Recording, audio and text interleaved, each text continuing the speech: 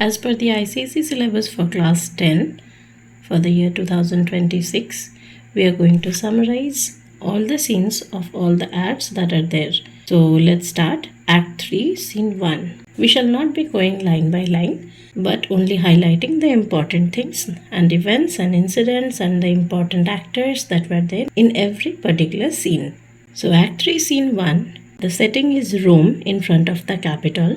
Caesar is on his way to the capital. Both the soothsayer and Artemidorus try to warn him.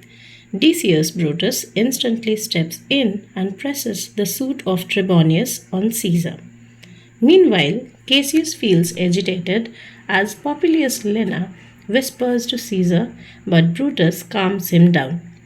Trebonius draws Antony aside. Metellus Cimber presents a petition to Caesar to recall his brother from banishment. All other conspirators kneel before Caesar and support this plea. Caesar is firm he will do nothing unconstitutional. Casca then stabs him and others follow suit. Brutus is the last to stab him. Caesar utters, "Et tu, Brute," and falls lifeless at the statue of Pompey. There is a moment of panic. The senators are confused. They flee for their lives. Brutus and Cassius try to quell the din. They talk philosophically about life and death. Brutus bids them bathe their hands in Caesar's blood. Antony sends his servant to ask whether he is assured that there is no danger to his life if he comes. Brutus hopes that Antony will support them. Antony requests that he may also be killed. Brutus says that Caesar was killed for the general good of Rome. He wants to befriend Antony. Antony grasps the bloody hand of each of the murderers. He apologizes to Caesar's corpse too for making so hasty an alliance with them. Cassius is suspicious though.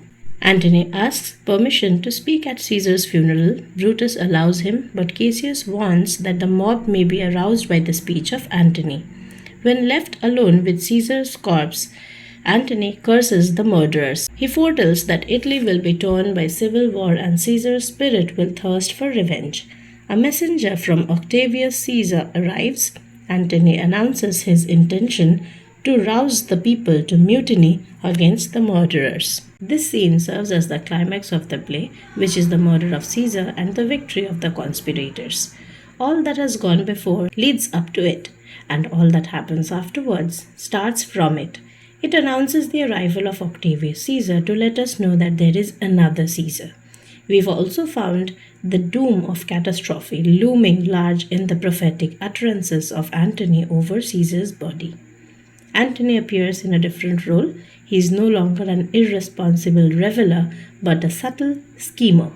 His love for Caesar is genuine. He asserts his devotion to Caesar on one hand and professes his respect for the conspirators as the master spirits of this age on the other. This is cleverly done so as to win the idealistic Brutus. Caesar dies with dignity, but in the two previous speeches before he dies, he raves and rants and shows excessive pride. Brutus is an idealist and totally unpractical. He is a failure in political matters. He will not shed more blood than is necessary and thus allows Antony to live. Moreover, he gives him permission to speak at Caesar's funeral, which is a blunder and foreshadows the fall of Brutus. He has been misled by the written provocations of Cassius, which he regards as appeals from the Romans, but they are not. He cannot realize that the mob is swayed by passion and not by reason. Cassius appears to be practical and wise. So here is the summary of Act 3, Scene 1. If you wish for a line-wise explanation or of the important speeches, then comment so that I can know that what exactly do you need. So in my next video, I can come up with that.